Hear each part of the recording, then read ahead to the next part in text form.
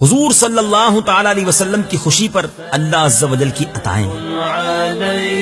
نبی پاک علیہ الصلوۃ والسلام کی خوشی کے لیے تا قیامت کعبہ کو مسلمانوں کا قبلہ بنا دیا۔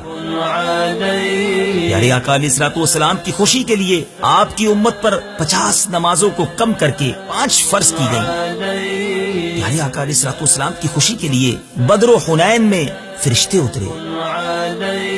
آپ صلی اللہ تعالی علیہ وسلم کی خوشی کے لیے معراج کی سیر کرائی گئی۔ آپ علیہ الصلوۃ والسلام کی خوشی کے لیے امتیوں کے گناہ معاف ہوں گے۔ نبی کریم رؤوف الرحیم صلی اللہ تعالی علیہ وسلم کی خوشی کے لیے آپ صلی اللہ تعالی علیہ وسلم کو حوض کوثر عطا ہوا۔